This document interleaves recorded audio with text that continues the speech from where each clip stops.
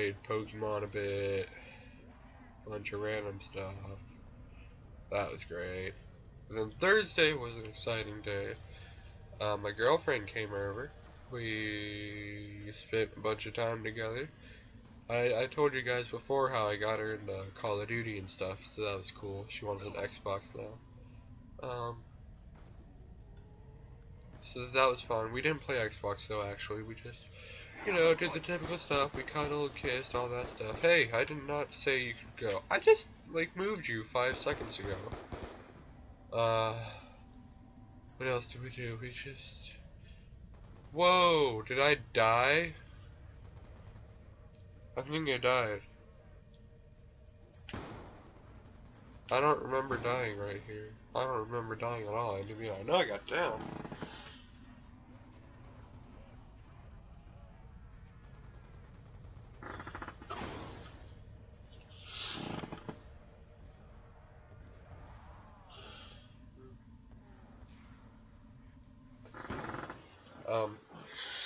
I guess I did get down. That sucks. Thursday we just played poker. They played 5-card jaw. Like we each, what did I even say? We each take turns? What the heck, man? But we each took turns, dealing out poker hands. And my mom and girlfriend would always play 5-card draw, and then I would be the weird one who had some weird kind of poker game. Like roaming kings, or queen of the card that follows, or baseball / no peek. Those are all fun games. And they end up liking roaming kings a favorite. And all you have to do is you deal 2 cards face down, and then deal 1 card face up. The first card you deal face up, you can ask them if they want that card, and they can say yes or no. And if they don't want it, they have to take the next card. And in this game, kings are wild, so if you get a king, then you obviously want that, no matter what, because that's going to help you, no matter what your other cards are. So kings are wild in this, that's why it's called roaming kings. So then you just deal like that to everyone. Ask them if they want the top card. If they say yes, give it to them. If they say no, give them the next card. They have to take it, even if they don't want it, even if it's worse than the first card. And just deal that.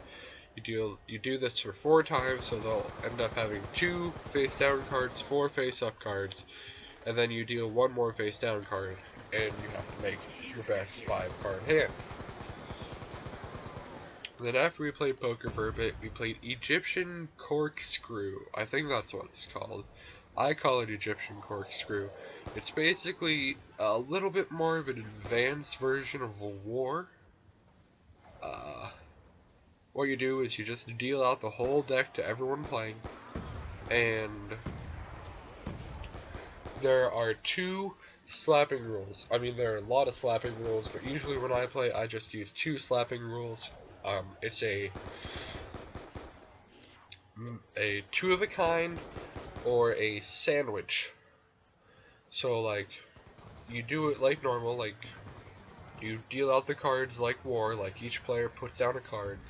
But what they have to do is try to put out the card, pull the card up facing away from you so you don't see it, and just flip it up and put it right down in the middle.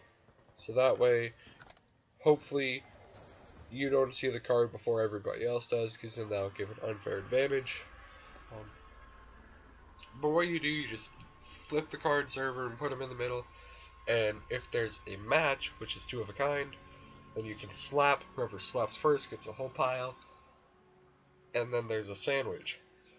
So that's like, say there's a 4, one player puts down a 4, the second player flips down any other card but a 4, and the third player flips down another 4. That would be a sandwich, a card, a random card, and then the first card again. So, say cards 1 and 3 are the same, that would be a sandwich. In a match, it's just like if 2 of the same card are flipped over right in a row. So 4-4, 5-5, whatever. Then you can slap the deck. If one of those two happens, and whoever slaps first gets the whole pile. If there's a discrepancy between who slapped first, then you just slap the other person as hard as you can, and whoever leaves the biggest mark of their hand on the other's face gets the deck. I'm just kidding, don't do that. Settle it peacefully, and whatever. Settle your discrepancy peacefully on whoever slapped first, and yeah. And then that's not the only way to get the pile, of course, because that would be way too long. What you have to do, what did I pick up? Did I pick up anything? Yeah, I didn't take from the out of the box.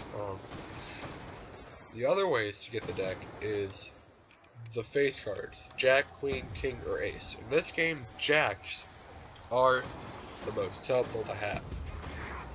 Because say someone plays an Ace, then the person after them has 4 tries to put down another face card, a Jack, Queen, King, or Ace. If player 1 plays a King, then player 2 has 3 turns to get another face card. If player 1 plays a Queen, then player 2 has 2 tries to deal a flip over a face card. If player 1 deals a flips over a Jack, then player 2 only has 1 turn to flip over another face card. So Jacks are the most helpful, and during this time, while player 2 is flipping over the cards, the slapping rule still applies. So say player 1 plays an Ace, player 2 plays a 6, 5, 5. He can slap real quick and take the whole pile. Even though he has to play 4 cards to flip over, the slapping rules take precedence over the Ace. So slapping rules beat all. Or say player 1 plays an Ace, and player 2 plays a 6, 4, and a 6, that would be a sandwich.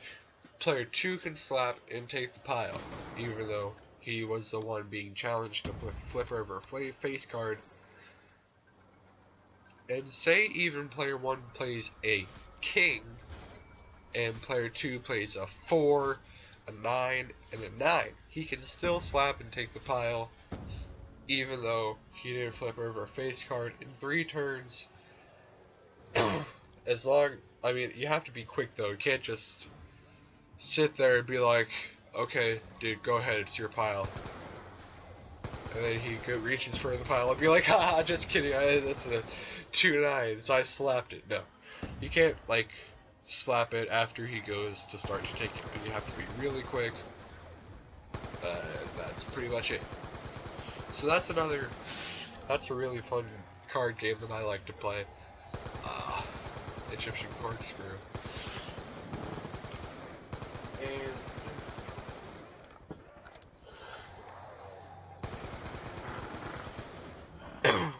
And we did that.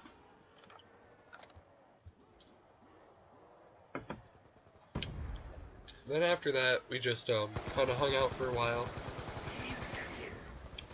and then we went to the drive-in, and we saw Grown Ups 2 and White House Down.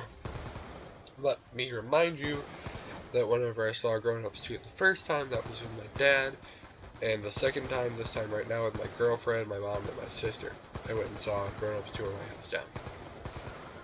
And so Grown Ups 2, it was still decently funny. The burp start was still awesome. The White House Down was freaking epic. I mean, Channing Tatum's not hot or anything, and I didn't enjoy the movie anymore because he was in it. I would have enjoyed the movie no matter what actor they would have used. But the movie was awesome. I mean, you could have had Pee Wee Herman as the freaking main character, and the movie still would be just as great. I mean, who would want to see... I think a lot more people would want to see Pee Wee Herman shooting a gun and killing people than people wanting to watch Channing Tatum, or whatever the heck his name is. I don't know, the dude from Magic Mike. That guy. If you want to see a hot guy, freaking look up Matt Bellamy. He's... oh yeah. Matt Bellamy's a piece of guy. But yeah. Anyway, Channing Tatum, whoever he is, he's not really that hot. But White House Down was an awesome movie, an awesome story. I still want to see Olympus Has Fallen, even though my dad said they're basically the same exact storyline. Olympus Has Fallen has Morgan Freeman in it, so F yeah. Speaking of Morgan Freeman, did anyone see Now You See Me with Jesse Eisenberg and Morgan Freeman and Woody Harrelson and all those people? Those oh, sorry guys, sorry. I pack punched my Remington pistol revolver. Now You See Me was an awesome magic movie. I never suspected the ending. It was a great ending, a great movie. I definitely recommend that. I think that was one of the best movies I've seen for quite a while. I mean, I've seen a lot of good movies recently, but I gotta say, Now You See Me is probably the best. Warm Bodies is probably the second best movie I've seen in quite a long time. But yeah, anyway, where was I going on? White House Down and Olympus Has Fallen. White House Down was awesome. The little girl was cool. The tour guide was cool. It was a really good movie. A lot of suspense and action. Like, I'm not into horror thriller movies, but I am into suspense and action movies. Because suspense is like the greatest thing in the world, if you ask me. Like, there's nothing better than reading a suspenseful novel. Like, the whole Hunger Games trilogy, those were suspenseful. Each chapter ending was a cliffhanger, and you're just like, oh, I said 5 chapters ago that this would be the last chapter I would read. And then Suzanne Collins just like, nope, you gotta read further to find out what happens, and you're like, oh. That's how you create a suspense novel. You make the reader say to him or herself, I need to know what happens next. That's all you need to do. If you can make the reader think to themselves, I need to read to know what happens next. That is suspense. That is how you create a good suspense novel. Because that's basically what every ending of a chapter was. Or at least 90% of the chapter endings. I mean, not all of them. Some of them I did find a time to catch a break and be like, oh, it wasn't that bad. I don't really freaking need to read on right now to see what happens next. This is a nice stopping point. I can finally pee again and actually go to the bathroom like I haven't done the last 2 times. Anyway, White House Down, really good freaking movie. Then I think, no, it wasn't Thursday night because I went to the drive-in and got back late. So Friday, I worked 11:30 to around 8 o'clock. I don't think anything really exciting happened Friday at work. Yeah, not really anything. On Saturday I worked.